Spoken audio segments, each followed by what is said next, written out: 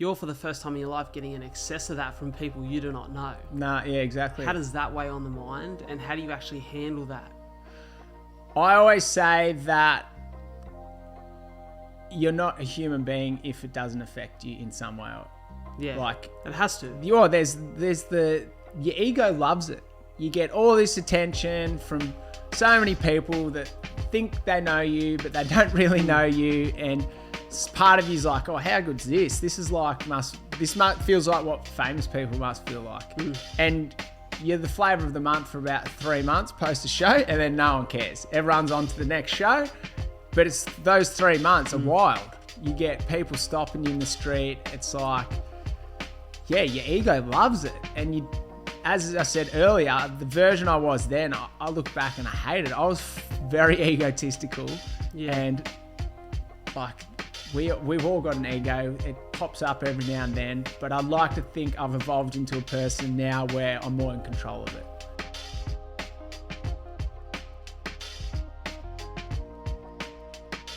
G'day. Welcome back to another episode of A Lot to Talk About. It's your boy, the captain of the ship, the man in charge, Bradley J. Driver. Of course, you can call me Brad, and feeling blessed today. What a way to kick off the morning. Today's guest was on the pilgrimage from the Goldie to Melbourne, stopped in here in the Gong. We had a run, we had a swim, we had a coffee, so we're feeling charged, we're feeling alive. And this guy first come across my screen through running, but there's so much more to his story, and we're going to dive into all of that today. Former reality TV star, but just a normal human being, a good human being who we've been able to develop a bit of a relationship past couple of weeks chatting, and we've spent some time together this morning, so I'm looking forward to diving into all of that. So from your home, your car, or wherever you are, give a very warm welcome to the one, the only, Mr. Bill Goldsmith. How are you, brother? Good, mate. Good. We've had a great morning. It has been. It's been good to connect with you in person. For sure. Obviously, it was quite organic how we sort of connected and came about each other. And yeah, I love what you're doing. I love what you're about.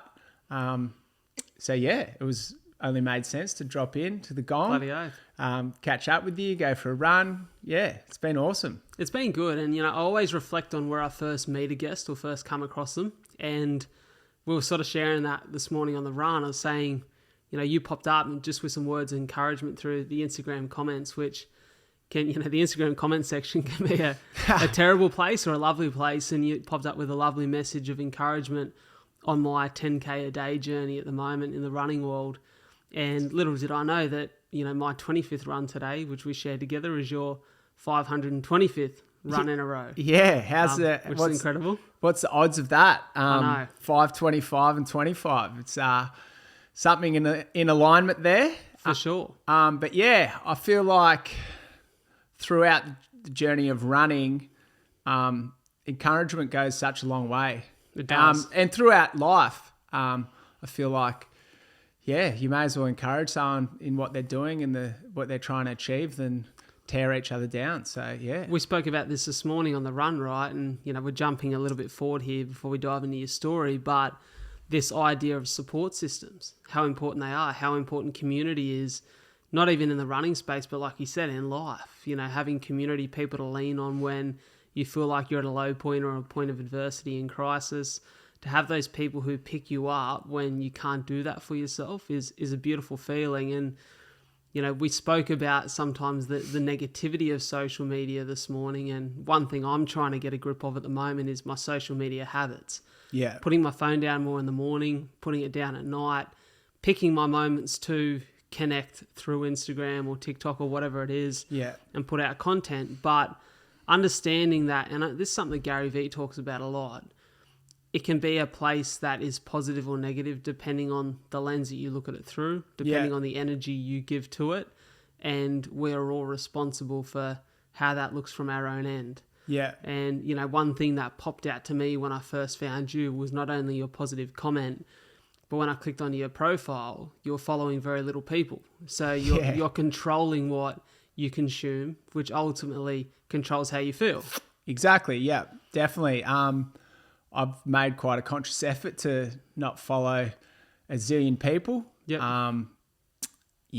I feel like if you're following people that you went to high school with, people that you call acquaintances, someone you haven't seen in 10 years. It's like you get a glimpse of their life, but it's only the 10% that's really good that they choose to post. And it's like you end up comparing yourself. I feel like with only following 50 to 60 people, you still do fall down the trap and in that hole of comparing yourself. But it's like with people that you know on a bit of a deeper level, they're not really acquaintances. They're more people that are in your life actively. Yep. So you get a better understanding of who they are, that it's only the 10% that's good that they're choosing to post about, and you realize what the other 90% is. So it's like, it's not just seeing that 10%, it's like the people that you actually have a connection with. And it's a challenge, isn't it? Because you don't want to unfollow people out of any dislike or any particular reason. It's just, you want to be on there consuming things that are of value. And it can feel almost like a little bit slack when you cut someone from that list of people you're following. But it's not about that at all. But unfortunately, in the world that we live in, people take it as that. Yeah, it's we spoke about it on the run. I feel like there's that feature on social media for a reason. Yeah. And if you choose to use it on your own profile, there's these unwritten rules of like, you shouldn't do that or you should do this. But the reality of it is you're in control of what you consume. And if you unfollow someone and they get the shits or however they react, is just a reflection of where they're at. Definitely. And so it's like, it's that fine line between trying not to offend people and being in control of what you want to consume and whose content you want to look at, to be honest. I wish, and this is one of my biggest hopes for Instagram, which I don't know whether it will ever happen because it somewhat thrives on the popularity culture of online. But I really hope that one day followers are extinguished, following numbers are extinguished, and you can't tell who's following you. You can see that people are somewhat connecting with. Maybe you can just see the people who connect on a deeper level, not even a like, just like comments and engagement, messages, and it becomes a platform that isn't metric based. Yeah. Because I think we'd all be a truer, more authentic version of ourselves in what we post, because we wouldn't have to compare on a number scale. I think we would choose to connect based on value, not on a feeling of obligation or to compare or stack up against other people. And I think about one of the best things about this challenge at the moment, running 10Ks every day, is I committed to sharing a conversation in that space of time every day, whether it was a thought I wanted to share that was on my mind, whether it was like we done today, which people will see at some stage, probably a couple of weeks ago by the time this gets out. We shared a conversation post-run. Because I've been posting to social every day, there is a negative that I feel like I have to post all the time. Yeah. But the positive is you have to post something every day, which means you never get the perfect photo. Yeah. Often you're sweaty or you're tired or you're mid-run. Yeah. It's removed the insecurity of how do I look in this post, and it's become very real. Yeah. And that's the one positive I've taken from this experience. Yeah, for sure. Going back on the whole getting rid of the following count and everything, I feel like the whole metrics and everything that we measure social media would change dramatically if they made it a subscription-based service. If we had to pay a monthly service fee for it, we wouldn't be the product then. We would be paying them for the product. Yeah, they're still run by algorithms. The whole world is run by algorithms. But it'd be similar to Netflix. It would be a subscription-based service that still has algorithms, still promotes what they think you want to watch and everything, but they have to provide a service for you because you're paying for it. I think that would flip social media on its head. I've never thought about it from that angle, but I guess it's the same with purchasing a book or purchasing an audio book. Yeah, well, buying a ticket to a movie, you decide on what looks valuable to you, what you're actually interested in, and you go and you actually take the time to either observe, read, or listen. Yeah, because you've paid the money. Yep. Yeah, you wouldn't aimlessly scroll. Some people would, and obviously some. It'd be interesting to see how many people would pay the subscription if they had to pay a subscription for social media. Yeah, and how much the addiction to social media would reduce. And as I said, instead of us being the product, they would have to provide a product for us because we're paying for it. So it's like it would for me, that would flip everything on its head. Not a bad idea. Yeah, but I don't know if it would ever go like that. Yeah. I feel like the power and the influence that it has on the world we live in today is too huge. Yeah. The other thing too that's with social media, it's just flooded with misinformation. The world we live in today is flooded with misinformation. For sure. We were talking about this morning, you go, well, that's not misinformation. It's like contradictory opinions on podcasts and stuff. Yeah. And that's just the balance of life. And everyone's opinion will be different. And I feel like to live in a healthy society, people need to disagree on things. Because if we all believe the same, we would be a robotic society. And For sure. And we'd all do the same things. We'd all agree. And a bit of conflict and disagreements, I feel like that's where you learn about yourself, how you deal with people, how you deal with new information that gets thrown in front of you, all sorts of things. So it's quite important to have disagreements and different ideas. The thing I dislike about, I wouldn't say I dislike, but the thing where people go wrong with disagreeing is they like to weaponize their wisdom. If they think that they know something or understand a concept better than you, then they will weaponize your opinion. Yeah. And try to look smarter, to look wiser, to look more thought out, where unfortunately that doesn't develop anything.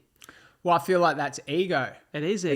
It's like that's why the news that's on repeat from 3:30 in the afternoon to 7 o'clock at night is one of the highest rating shows on TV because, well, this is my opinion, obviously, because when you're in the corporate office around the water cooler, if you've got some information that someone else doesn't know, you feel some more superior to them by saying, oh, did you hear about this on the news? And they go, no. And then you tell them the story that you saw, even though it has nothing directly to do with our lives. It's just that they play on the knowledge is power, and I feel more superior to you if I can say, and it might not even be true. Like the news and the media lie every day. We know that. 100%. And it's like, yeah, they just play on people's egos, really, isn't it? 100% it is. And it's such a deep conversation. We've gone real Silicon Valley here to start having it. But brother, I'm blessed to have you here because I think one thing I love about the podcast and what this has done for me in my life is it's enriched my level of connection with people. It's, for me, taught me that everyone has a story that's deeper than the surface level. And sometimes it takes the right questions to unveil that. Sometimes it takes, a comfortable and safe space for people to get vulnerable. And it allows us to connect on a greater level outside of just what the world will see on social media. Yeah. And I guess for you, there's a whole story to your life, right? You're in your mid-30s now. And, through that time, you've lived in Melbourne, you grew up there. You're in the Goldie at the moment. Here we are today in Wollongong for this show. I guess give us an idea of the human being that you were in your earlier years and I guess what young early life looked like for Bill Goldsmith. Yeah, I feel like your upbringing and everything sort of shapes the person you are, teaches you the morals that you want to live by. So growing up, I grew up with a feminist hippie mother. We didn't have TV my whole childhood. Yeah, wow. I grew up in the outer eastern suburbs of Melbourne in the Dandenong Ranges, so up the hills. We lived next door to a national park. I spent a lot of time climbing trees, building cubby houses, letting my kid imagination run wild, which is what kids need to do. Incredible. And at the time, I feel like when you're growing up as a kid at school and everything, all you want to do is fit in. You don't want to be the odd one out. Not having TV, you're the odd one out. There's kids talking about the TV shows, blah, blah, blah. You've never watched them. Odd one out. And I feel like, in a funny way, ever since that upbringing, I've been the odd one out in today's society since then. And I always like to question things. I can see things for what it is. The systematic world we live in terms of the school system, uni, 9 to 5, white picket fence, work till you're 65, then you have your life. I go against all of that. But I've got my parents been married 37, I think. 30, I don't know what it is. 30, close to 40 years. Good stint. Yeah, which is it's pretty rare these days, isn't it? It is. So it's like to have that as your, well, they're my two biggest role models, obviously, growing up, and to show what it takes to have a committed, loving relationship has taught me a lot. The world we live in isn't exactly like that. No, correct. With the internet and options and everything like that. But yeah, I had, obviously 2018 had a bit of a whirlwind year doing like, well, as we said on the run, making a Instagram account for the first time. How funny is Instagram? Like when it first came out, you're like, just post photos. Like that's weird. How is that going to work? That is so weird. And now fast forward to now, you're like, yeah, that's just the norm. 100%. It's so normal. Our lives somewhat revolve around what we do on social media. What some people's lives do. I always ask that question, like, would you still do that hike to the top of the hill if there was no post and likes and comments attached to it? 100%. And I don't reckon a lot of people would do it. So it's like, would you still go on that holiday? Would you still wear those clothes? Would you? Yeah. It's all of those questions. Yeah. I have to ask, you spoke about your childhood there being very natural, being very much dictated by probably feel and what you were exposed to in a very genuine nature within inside the circle of your family, not TV, not what kids today would receive off social media and feel like they have to do.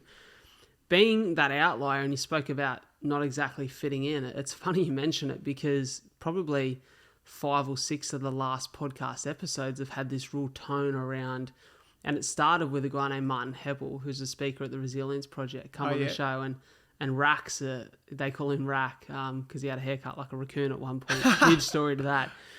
But Rack talks about fitting in versus belonging. And he said belonging is being who you are, being authentic to yourself and connecting with that community that accepts and appreciates and celebrates that. Yeah. Fitting in is trying to change your colour, wear the same thing of everything, get uniform to feel as though you have a sense of sameness or likeness with the people around you, which is not good for yourself. It's actually pushing you further away from your true self. Yeah. It sounds like you had a true sense of belonging in your childhood. Yeah. How does that then make you feel about going into the world of reality TV? And what is the, we spoke about it this morning, but I'll let you explain it for the listeners and viewers, the motivation behind that experience, because it is so left of center for you. Yeah. Yeah, so the story with the whole reality thing was I'd just gone through a bad breakup. I was a bit down in the dumps. My housemates at the time were like, hey, why don't you apply for this? And I was just like, you know what, why not? We all sat down together, did the application together, didn't hear anything of it for like 2 months, got a random call. We want you to do an audition. I'd never auditioned for anything in my life. That whole world was so foreign to me. Just went along, didn't know how to act, didn't know what to do really, just acted myself. And then obviously one thing led to another, got chosen to be on it. And I always look back and work, and there's a why to everything you do. Why? What's the reason you're doing it? And my why for doing reality TV was just to do it for the experience. Yeah. Try something completely left field. It's not for the faint-hearted. No matter who you are as a person, you're going to go through ups and downs. Yeah. There's going to be positives and negatives. Looking back, I grew a lot as a person. But then also looking back, the person I turned into post the shows, I look back now and I'm like, I hate that version of myself. Yeah. But that's all it was. That was just a version of who I am and the evolution of who I am now. Yeah, and which I love. We spoke about that this morning a lot, didn't we? And I'm going to change again. Like through more experiences through life, I'll change again and I'll evolve into an even different person.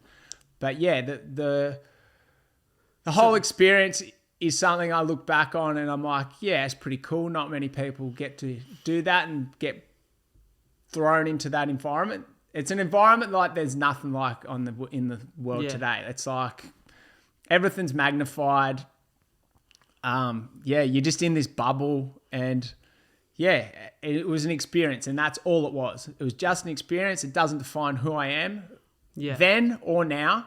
All it was is an experience. So We'll dive into this a bit, right? Because I find it really unique. So reality TV doesn't actually, the word reality doesn't hold that much weight in that setting, right? Yeah. Give you even another example. I was watching a real estate-based show the other day. Former real estate agent myself, bit of a passion for more so architecture than the art of real estate and property and the way it looks and feels, and, just really interested. My partner Soph and I are sitting down watching this show, and on this show, a celebrity comes on looking to buy a house. In the end, they don't. They decide to go on tour. And I'm like, I'm 99.9% sure that they were never interested in buying a house, but that was in there to enhance the script, to enhance the imagery, to draw people to TV for that couple of weeks. It's a part of the script. It's a part of the writing play. Yeah. You look at the show like you went on the Bachelorette. What season was it? I can't even remember. It was Ali Oetjen was the lady, the girl, but I don't know what number season it was. So, we're talking years ago now.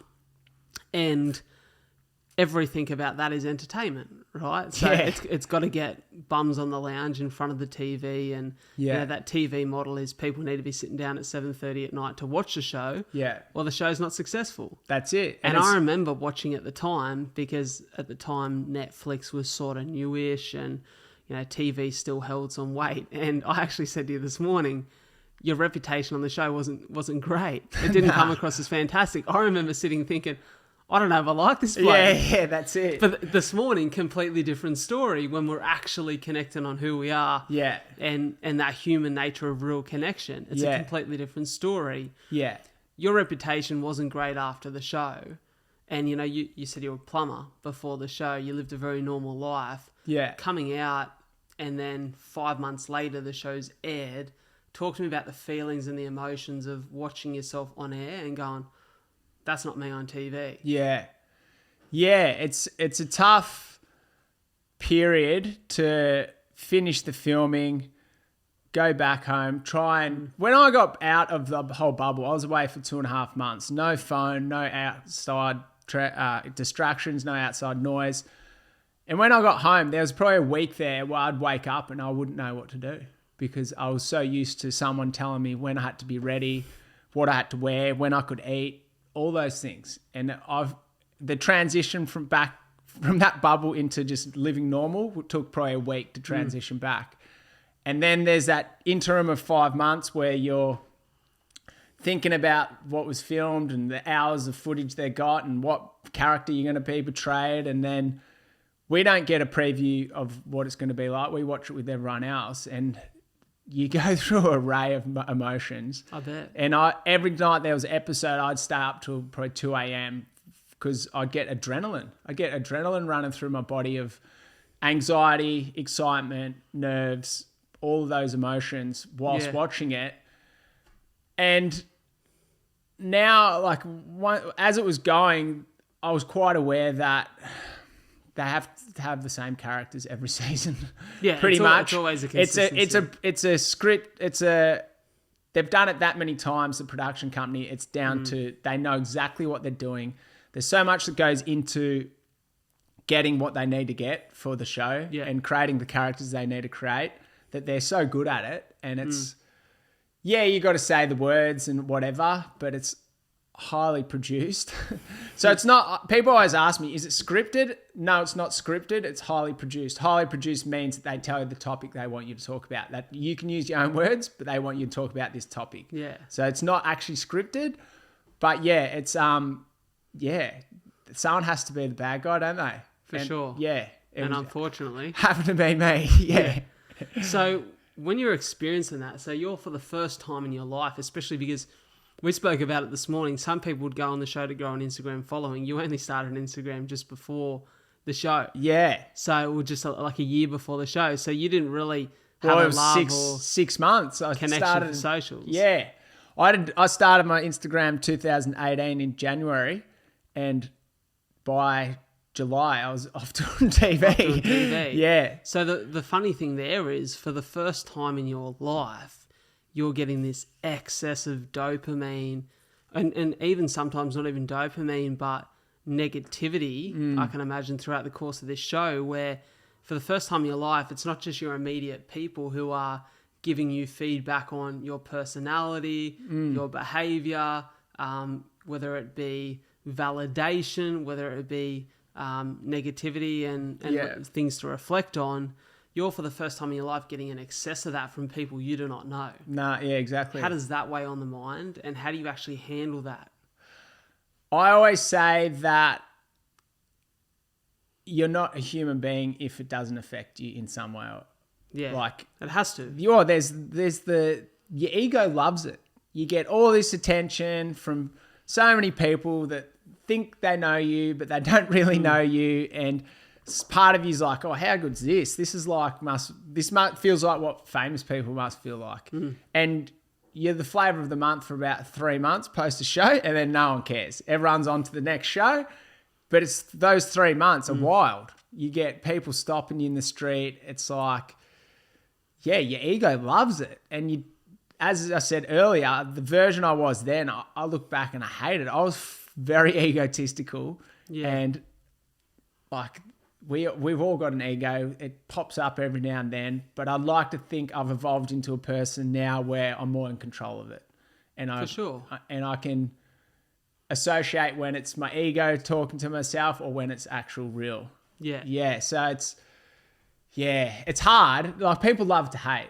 No, as I said to you this morning, no matter if you portrayed the best person in the world, people will always hate you through jealousy, through whatever. So we see it in the fight world.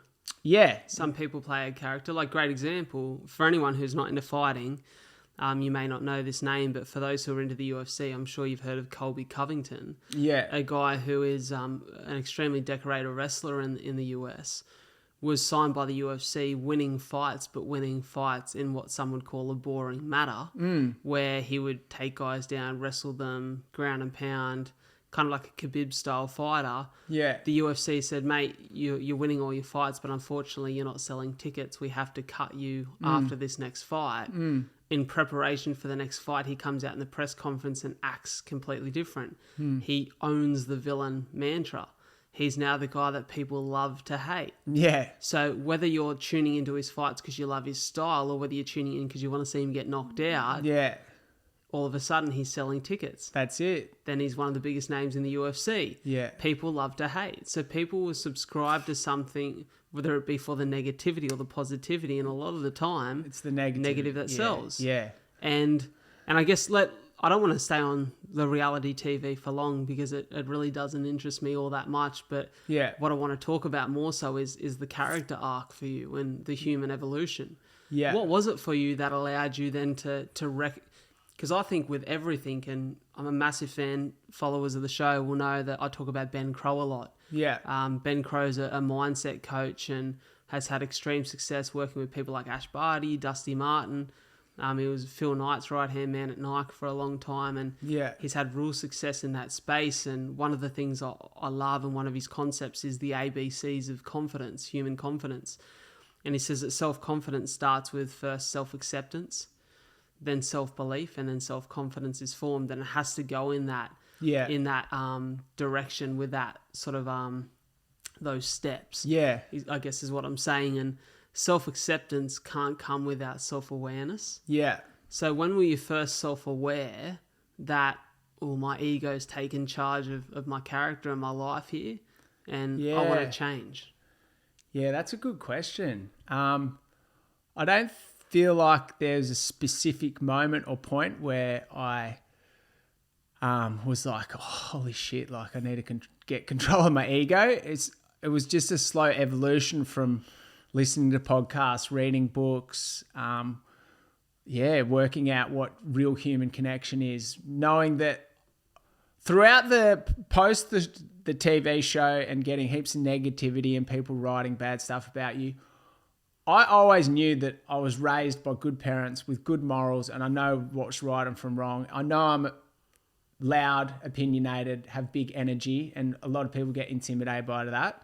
And that's okay. I am who I am, and that's the bottom line. I wouldn't change for anyone.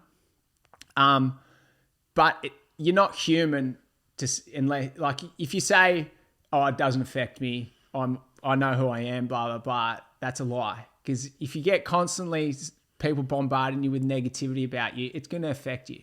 Yeah. I struggled massively. I went and spoke to a psychic for months after, and it was one of the biggest and most important things a psychic ever said to me was, Bill, if you want your life to go back to how it was before you did TV, surround yourself with the people that you did before you did TV. And that was community. Well, that was one of the biggest things I did, because if you catch up with the people that you did the shows with, all you do is talk about the show, and it consumes you. Yeah. I still know people I did the series with that are still trying to do more reality TV shows. And if that's what makes them happy and gives them purpose and all that, good luck to them. Yeah. That's not what it gives me. It doesn't give me any of that. And the thing I realized from that is the whole industry is built on lies. It's lies from information. It's lies from, like people set up paparazzi shots after the shows and make money and sell stuff, information to magazines and make money off that. And it's like, that goes so far against what and how I was raised.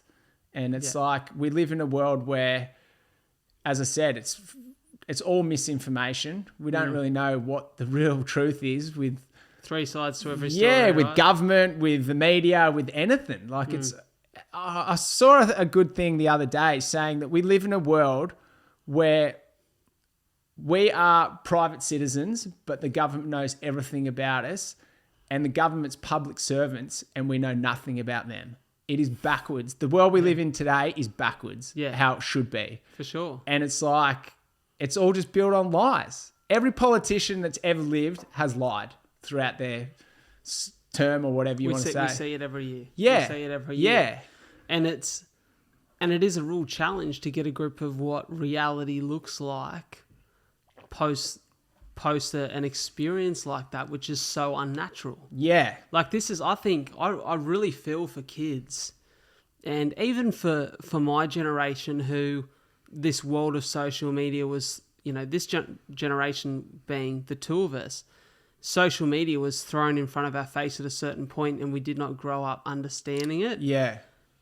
The generation of now, like the young teens, the kids who are living for social media, I feel very sorry for. I look at my dad's era was probably the last era that got away without giving a fuck about it. Yeah.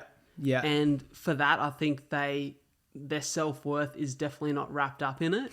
Exactly. Which I love for them. And I think, one thing I've said all the time is like, a mantra I live by is seek value, not validation. Yeah. And I find though, and I heard a story the other day, I was listening to a podcast, Rob Dyrdek. Yeah. Some people will know Rob Dyrdek from Fantasy Factory, from Ridiculousness, from a bunch of MTV shows, or skateboarding, whatever it is. He's a gun skateboarder, skateboarder, yeah. And he was talking to Ed Milet on Ed's show, and Ed's been extremely successful in business. And Ed said, they're very close. And Ed said, I remember you telling me a story about a business opportunity you got that would have rocketed your fame into the next stratosphere. It would have taken your financial value through the roof. Yeah. But you said it wasn't worth your time because it'd take you away from your people and from the things that truly make you happy. Yeah. And he's like, it's extreme understanding and self-awareness to be able to say no to a deal like that. Yeah. And I thought about it, and I thought, if a deal that would financially and from a fame standpoint change your life was put in front of my face, I'd like to hope I had the self-awareness that I would say, no, this is not the right thing for me. Yeah. But when that carrot is dangled, we don't know what we're going to do until we're there. Yeah. And I think for a lot of people now, that is the struggle of reality TV, that carrot of, well, what if it goes right? What if my Instagram and TikTok goes through the roof? What if my social value is taken into the next level and all of a sudden I have this life that looks flashy and fun? Yeah. But I look at you now and, one of the things that we've connected on is the joy of just fucking running every day. Yeah, that's it. It's so simple. It's so simple. It's so simple. Yeah. So, you've had this huge arc and evolution in your life back to maybe more of a childlike Bill. Yeah. In many ways. Yeah, definitely. And getting back to the generational thing with social media, I see and hear of some kids of like their goals in life is to be famous. And I hear that and I'm like, that is like a ridiculous goal to me. Like if you're, I know that they attach the fame with the money and the cars and the houses and the wealth, but you live a completely different life to every day if you're famous. Yeah. And it's like, for some people to have that as a goal, I'm like, that blows my mind, to be fair. It is. It's crazy. Yeah. And then getting back to the whole arc, yeah, maybe I have, like, ever since reality TV and the growth and the evolution of me, I've started meditating. My mum used to meditate when I was younger, and I'd be like, I do not understand that at all. I try and meditate every day. I try and move my body every day. I try and connect with people around me, try and connect with the planet. Yeah. And I just, the biggest thing I try and live by is be the change you want to see in the world. Don't talk about it, just act it, because you don't know what the ripple effect that will have. If someone sees you running every day for 500 plus days and that inspires them to go move their body and makes them healthier and feel better within themselves, physically and mentally, amazing. And I don't know that. I don't know how many people I've inspired. I know a few that have reached out and said, you've directly inspired me, and it's awesome to get that feedback. But that wasn't really the main reason. That's a byproduct of me doing it. I was really doing it just for me.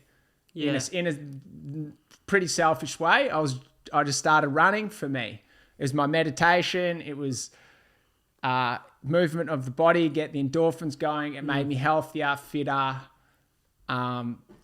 Just more grounded. Yeah. It's funny, isn't it? And talking about that impact you don't know that you may be having or others are having on you, and they might not realise it. We ran past one of my favourite women in the Wollongong area this morning, Barb. Barb is an older lady who runs every day. She moves her body. She either runs, swims or cycles every day. Yeah. We ran past her in Puckies there, and she used to run marathons back in the day, and I used to see Barb running every day in COVID. And I remember stopping one day to have a chat to her. Yeah. And I said, Barb, what keeps you moving? Why don't you stop? And she said, if you stop, you die. It's true. I remember that, but I look at her now in her older age, and she's so vital and happy and vibrant, and she moves so well. And I'm like, fuck, what an inspiration just to keep moving. That's it. Not to have this idea that like you have to deteriorate as you get older, that you can continue to move and enjoy and love movement and the freedom that comes with it. It's the same with money. You can look at people like last night I watched House of Gucci, the movie, right? Need to read more books. Bro, wild, right? Yeah. And it's crazy that the idea of this was founded on like the family name, and it was about quality, and it was about providing an experience for people and giving people an experience to feel good about themselves in clothes. And then the money and the potential fame behind it actually pushed the creators out of the business. Yeah.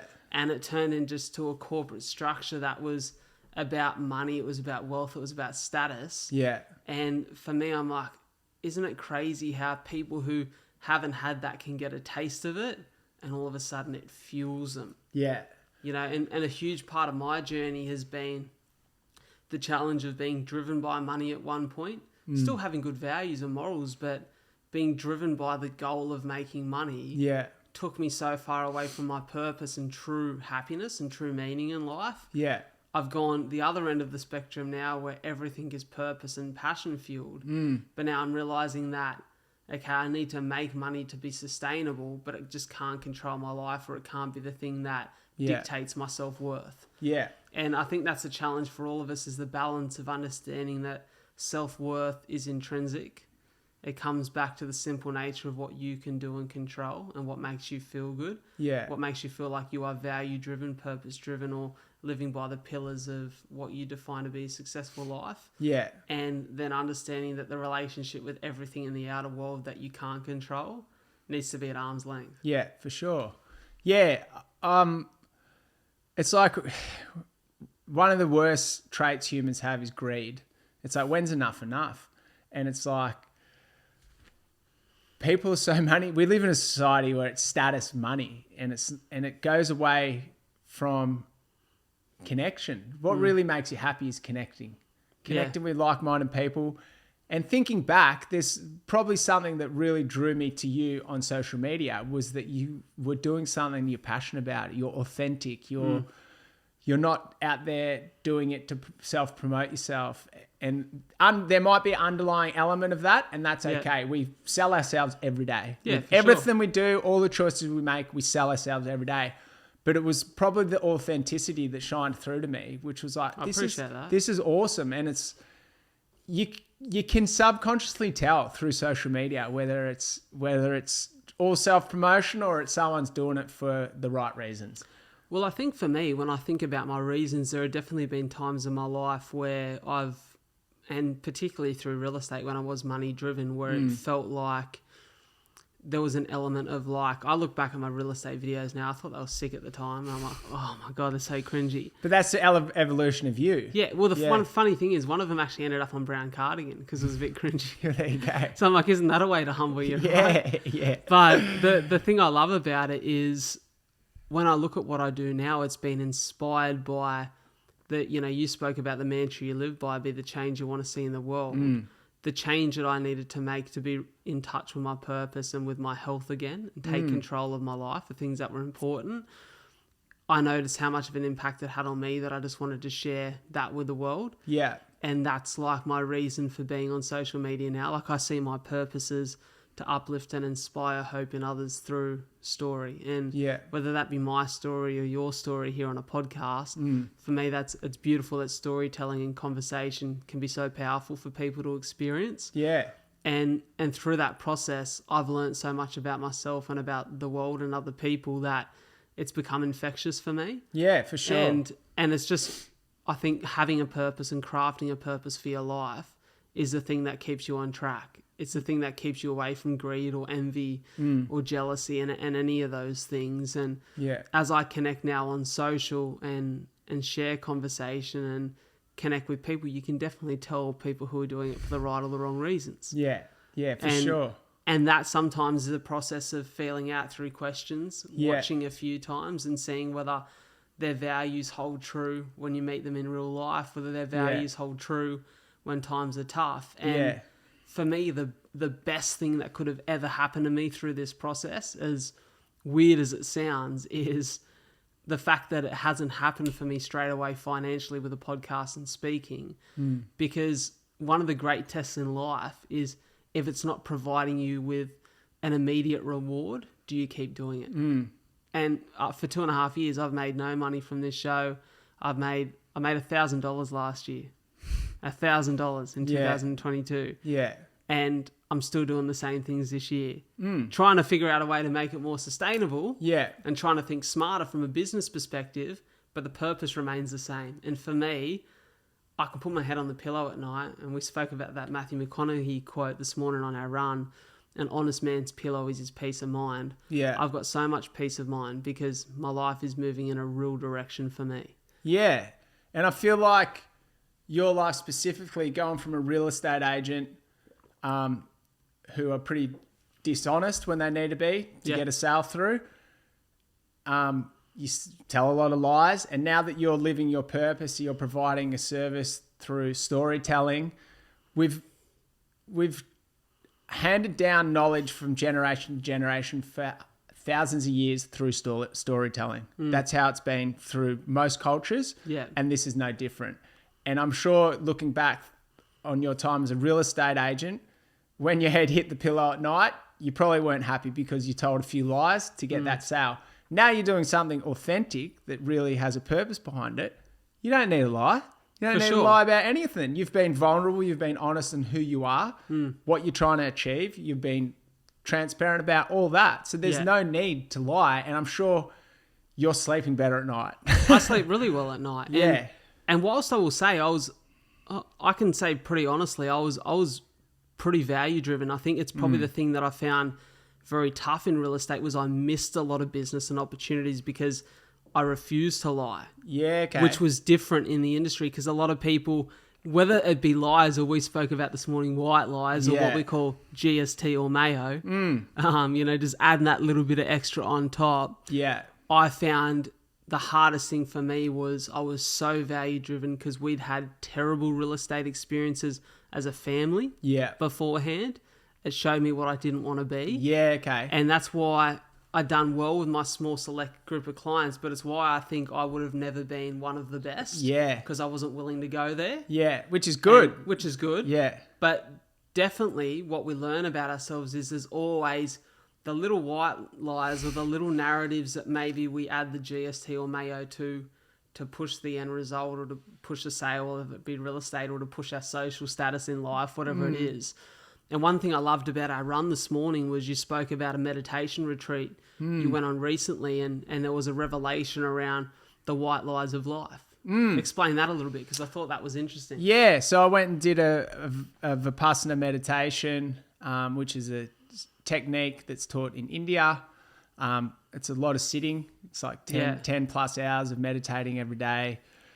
No verbal contact, no eye contact. You have to go within. You have to,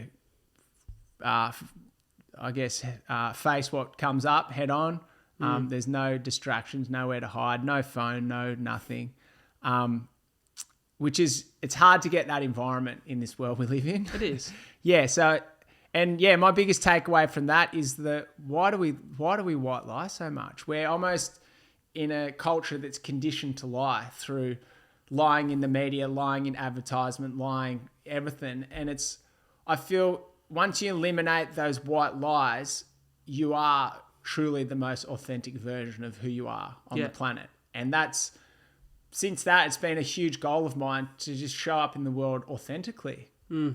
People aren't going to like you. People are going to love you. People are going to hate you. It is what it is. But as long as you can say, I'm living my most authentic version of me on the planet every day, I think that's a huge win. And it's, as you said, your head, when your head hits the pillow at night, you'll be, You'll be content with who you are and how you've acted and how you've showed up in the world. And there's nothing to worry about. And so when you start doing the white lies that mean nothing, but it's like you white lie because I feel like for some of the time you white lie because you've got a version of who people think you are in your head, and you have to live up to their expectations.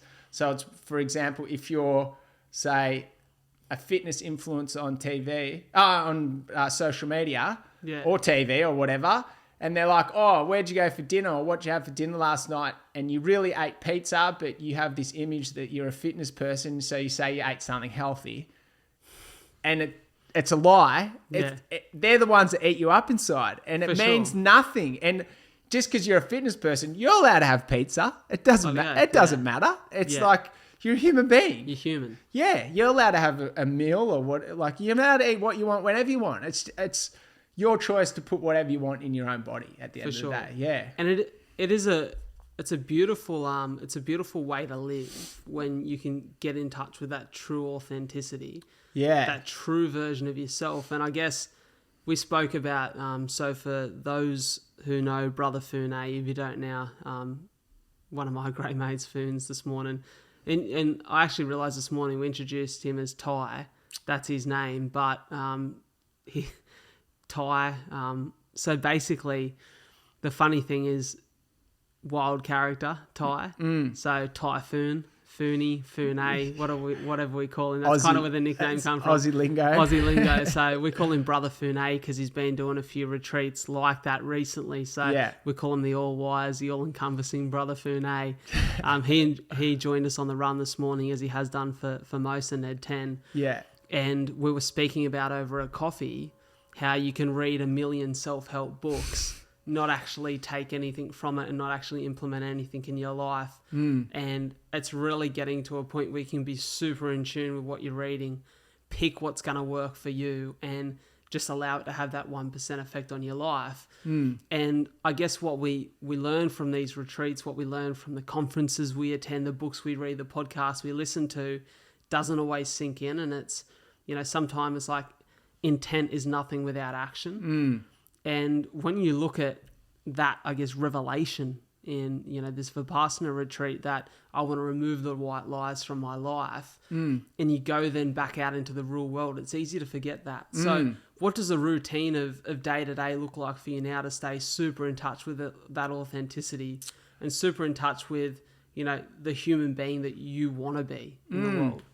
It's a good question, because I think through stillness you get awareness. Through awareness, you can make change. Yeah. So I've try and keep it as a daily practice, do at least a 15-minute meditation. And that's my time just to connect with my breath, my body. I let my mind go where it wants to go. There's no controlling of that. And it's times, you need time to process things. We're bombarded with information every single day. And without some stillness and some quiet time, how are you ever meant to process the life that's going on around you? And I feel like that's a big part of keeping myself grounded, keeping myself motivated to be authentic as I can, to eliminate the white lies, to try and live as closely by the morals that I want to live by. So I feel like, funny way, meditation is a really good way of keeping yourself grounded and just having time to process things. For sure. Yeah. I like the mindset of where you're at now, and meditation's something I've had a lot of my guests on the podcast speak about, and a lot of people in my life speak about. Something I've actually never really tried, and I think a lot of it is around my concept of time, and I feel as though because I'm trying to do so much all the time, I struggle to sit and relax. But I can sit in front of a TV show, because for an hour, you're hypnotized. Yeah. But I can't find 15 minutes to sit still. It's something that I'm actually going to challenge myself to do. Yeah. I think before bed would be really nice for me to get me into a real calm state before I sleep. Well, it's called a practice because it takes practice to get good at it. For sure. No one in the history of mankind has sat down and just been like, yeah, I can meditate. I'm still I have days, it's like anything. I have days where I go deeper. I have days where I can't switch off. And it's still just doing the practice of sitting there, eyes closed, no visual distractions. Yeah, you can hear things. Your mind might bring some stuff up that doesn't let you go very deep, but it's still that practice of just having that space in your life to process some stuff. Whether it's something stressful, whether it's something good, whatever. We're always questioning something in our head, always.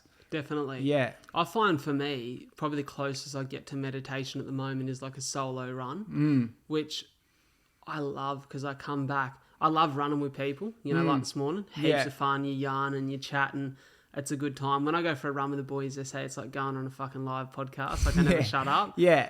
But the times where I run by myself, I can't run with headphones. Yeah, me Podcast either. and music. I need to just be like in tune.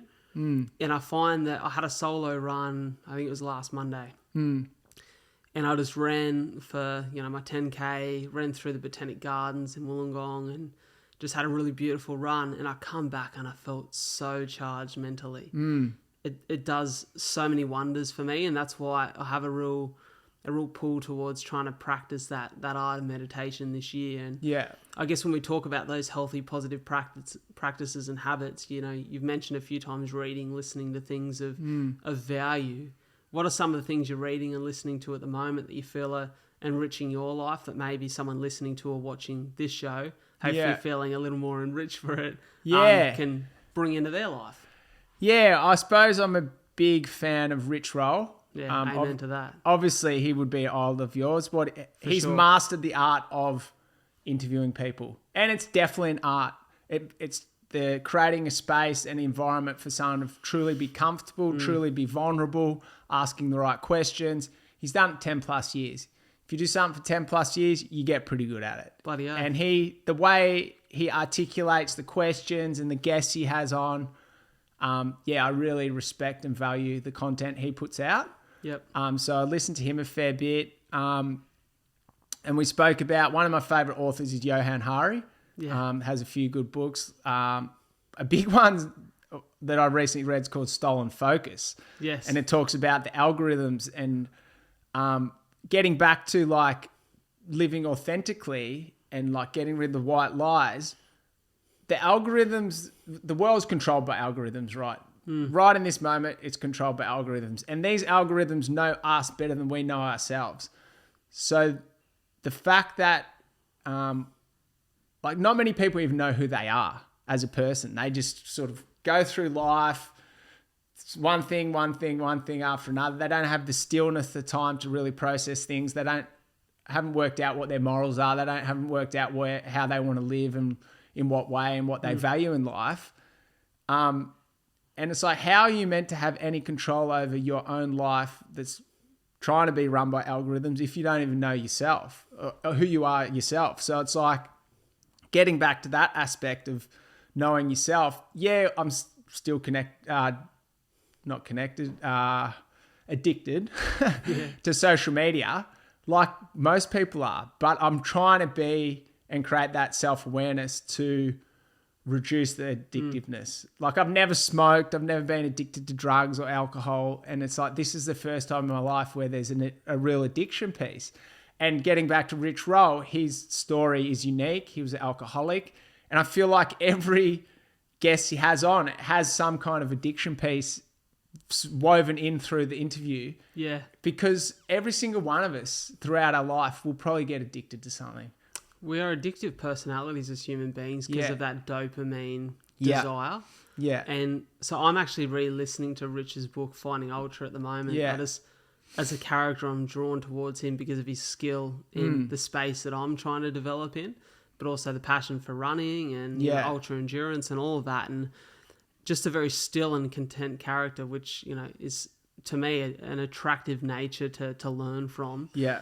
And yeah, you're right. It's this addictive personality within our human behavior that I think can be incredibly positive when it comes to something like running or something like meditation or self-development. Yeah. But it can be extremely negative, and it's the balance between. And I actually heard Rich, I think it was maybe on the Seth Godin app, he spoke about, or maybe it's in the book, I don't know, because I've listened to a lot of him lately. He spoke about one thing he's never truly mastered is the balance, which I think he's getting better at now as I see him slow down a bit athletically and sort of like he's got a real grip of his life. But most of us play on one end of the extreme or the other. You know, it's the David Goggins mindset of training. It's the drinking, the drugs, the binge eating, whatever it is, the social media addiction that fuels the negative side of your life. It's trying to find the balance between all. And you know, what do I look like when I feel like I'm really present with what I want from my life? And it's, you know, Ben Crow we spoke about. I feel like all I do on this show is fucking plug other podcasters and authors that I'm learning from, which is great. Yeah. And Definitely. Ben Crow, I done part of his mindset course, and it was asking yourself was like the 3 questions of who you are as a human being. And it's, who am I? What do I want? And then the quest of how do I get there? And I feel like when you really get comfortable and really accept who you are, when you then ask yourself, what do I want from my life? And what is my purpose? What are my goals? Then you really get to enjoy the quest of how do I get there? Yeah, well, it's enjoying the journey, isn't it? For sure. It's like the man who walked the furthest is not about the destination, it's about the journey. For sure. Yeah, so it's like, I feel like to truly get a grip on life and enjoy life is to practice being like what a monk would be, like truly present. Monks dedicate their whole life to being truly present in the moment, not getting attached to external outcomes. And it's like, that is the goal for me without devoting my whole life to it. Is just to try and be present. And we're human beings. We stuff up, but you can't be too hard on yourself either. It's like, I feel like when you're truly present in the moment and you're not thinking about other things, that's when you connect. And as we spoke about, it's not, we live in a society that's money driven, but if you interview anyone on their deathbed, they talk about the relationships that they had. Not the money, not the cars, not the houses, not the businesses or anything. It's the relationships they had with other human beings, with animals, with dogs, with the planet. It's the relationships that give you value, that give you, that build you up. That give the substance of life. Yeah, that's it. That's literally where humans are made to connect with each other. Yeah. And we live in a society where we go back into our own homes every night. There's community, but it's not really community. It's all promotion. And it's like deep down, there are some diamonds of proper community where there's no hidden agenda and it's real community. But we live in a society where we compare ourselves to everyone else on social media. We live in our own home, segregated every night. We value materialistic things. We own things. Property's a funny thing. you never own your home. You pay rates till you die and the next person keeps paying rates. Yeah. So you own your house, but you still rent it off the government. Yeah, so you never own it. Which is a funny concept. But yeah, it's like what truly brings happiness is, for me, what brings happiness is the service I can provide for other human beings and the relationships I have. And it's like when you help someone, say someone that feels comfortable enough, is going through a tough time, they feel comfortable enough, they come to you like, Bill, I'm in a bit of a rut, blah, blah, blah. And I say, go for a run. Go for a 5K run, call me after, tell me how you feel, and we'll pick up this conversation. They go and do that. They feel better. That gives me great purpose and satisfaction that I've been able to help them. And they feel great that they're more connected to me because they've received my help. So it's like 100%. That is an example of what it's all about, literally. One of the things so at the moment, one of my great mates, Brett Cannell, and I are building a workshop for schools and a speaking sort of keynote tour for corporates. We're bringing both our stories together, both unique experiences that are, I guess, leveled on the tone of it's not what challenges you, it's how you respond to it. And it's all about you respond well when you craft purpose and set goals for your life and understand what's required to develop that art of resilience.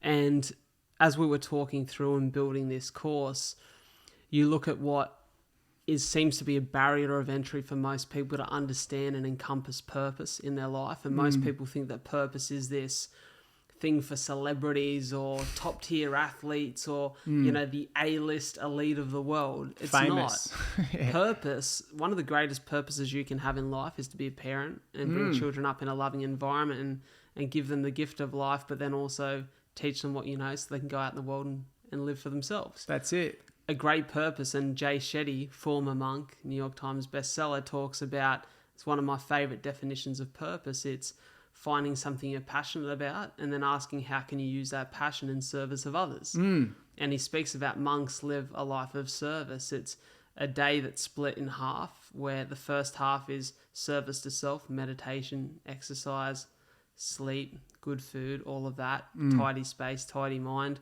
Then it's 50% of the back half of the day is service of others. And for them, usually it's helping build the community. It's helping the old people. It's service of food. It's all these things. But I think as human beings, life is simple.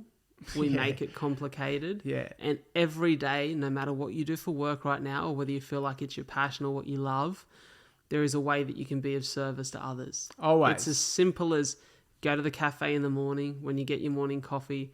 Don't just ask for a flat white on oat milk. Say, hey, how's your day? Can I please have? Thank you. Have an amazing day. It's little things like that that can be of service to the community, service to the people we connect with. And we have to look at it simpler because it will enrich our lives. Absolutely. For sure. It's like walking past someone and just giving them a brief smile. You don't know what effect that has on them. They could be having the shittest day in the world, and it's just 100%. It brings back faith in humanity for them for that split second and changes the whole trajectory of their day. You know what? It's funny, and I don't know if I've told this story before, but I was at Woolworths. I live really close to Woolies, so I often walk up to Woolies, grab my groceries, walk home. And this one day, I'm walking up to Woolies, and I'm just about to enter, and there's this staircase up into Woolworths in Wollongong. And there's this lady really struggling to get down the stairs, an older lady. She's got a bag in each hand, struggling to get down the stairs, trying to hold the rail while I hold the bags. And I've watched 10 people walk past her as I'm walking towards the stairs. My grandparents live just below me. My pop really struggles with his knees, so Nan's always trying to hold him and hold groceries. And I'm watching people walk past this lady without asking if she's okay. I'm like, if that was my grandparents, how would I feel? So I say to her, hey, would you like me to grab your groceries and I'll help you down the stairs? So I grab her grocery bags, which for me are light and it's easy. I help her down the stairs and I said, oh, where are you headed to? And she goes, just down the bus stop down there. And I'm like, I'll walk with you. It took me 5 minutes. I walked down with her. She stopped. We had a conversation. We were chatting. I was asking her name and where she lives. And she cried when I gave her back the bags to get on the bus because she said, you've made my day, young man. She said, can't believe that you're so nice to stop and take the time. It was 5 minutes of my day. And for me, I'm not sharing that story because I want the love or the gratitude. This was, I think, like a year ago. But I sat there and I thought, isn't it crazy that can be so profound for someone? Yet I'd hope if my grandparents were walking down those stairs and I wasn't there to help, someone would offer them the same courtesy. It's not hard. Nah. That right there made her day, restored a little bit of hope in modern humanity. She goes home. She feels better about herself at night. She gets on the bus without having broken a sweat and bloody broken her arms and knees to get over there. Yeah. It's not hard. Nah. It is so simple to make change and, like you said, be the change you want to see in the world. Yeah, for sure. And it's like, I feel like so many people are caught up with all the information they're getting bombarded with every day to not have the awareness to even help someone like that. For sure. There's things on social media where people hold up a sign saying, I'm anxious, I just want to talk to someone for 5 minutes with a sign, and no one stops, but then they put on $5 and $10 notes saying free money. Everyone stops and grabs the money. That's an example of it. It's what we value. And it's like, once you can implement some stillness and awareness in your life, I feel like you're more likely to be aware that, hey, if I just help this lady for 5 minutes, I'm going to add value to her life. I'm going to add value to my life because it gives me a purpose. For sure. It makes her day better. To get a reaction of her breaking out into tears, like that's what it's all. That's beautiful, man. That's exactly what it's all about. And it's another thing that McConaughey says in his book. It's selfishness is the ultimate selflessness. Invest in yourself. You then become aware to that. You're allowed to help others. Yeah. You're allowed to be selfless. And for me, whilst that was what some would define as a selfless experience, it was extremely selfish at the same point because I was then on this high for the rest of the day that I've provided a service to someone that was valuable. That's it. And it's like I feel like the biggest growth periods for people is through heartache, through breakups, through adversity is when you learn about who you are as a person, because you go back to being selfless, but to grow as a person. So that you go back to being selfish. Yeah. To grow as a person, you make everything about you. I'm just going to go back to doing things that bring me happiness, and you grow and you evolve to be in a good mindset and good place in your life to then help others. And it's that flow of life. And it is. Yeah. And you can't fill someone else's cup unless yours is full first. Exactly. And so you can't pour from an empty cup. That's it. Is the same. Which is gets back to what the monks believe in, is the first 50% fill your own cup, the next 50% fill someone else's cup. And it's that right there is filling her cup, because you'd probably done the work or had a good morning or done been for a run, done whatever you needed to do to fill your own, to be able to fill hers. And that human to human interaction is what it's all about for me anyway. 100%. Well, brother, we're at just over the hour mark, which is usually the ending point, the final moments of the podcast. And I guess the tone of today has been connection. It's been understanding real story, true belonging. It's been selflessness through the art of, positive selfishness. Yeah. And all of these things. And I want to say that it's been a real pleasure to connect. Yeah. Not only have the run this morning, I'm so grateful you made the time to do that, but then to come here on the show, and it really speaks to what we spoke about early in the episode, that as human beings, you have an obligation to be kind and to connect with people and ask questions if you truly want to understand the people that are around you. That is true connection, and feel a whole lot more connected to you after today. And I'm glad that we've been able to get through the bullshit of media and chat about real life stuff. So it's been a real privilege to have you on the show, brother. Yeah, thanks for having me on. As we spoke about on the run, it takes a bit of courage to just go, you know what, I'm just going to catch up with someone. We might connect, we might not. But yeah, I feel I've had a great morning. I'm glad. Yeah, it's been awesome to see where you live, what you're about, the authenticity that you try and live up to. And yeah, it's been a privilege to be on your podcast, mate. Mate, it's my pleasure. I'm going to make sure that where people can find you and connect and see the good stuff that you put out in the world is within the show notes of today's ep. And mate, safe travels on the rest of the pilgrimage down to Melbourne. Thanks, mate. Appreciate it.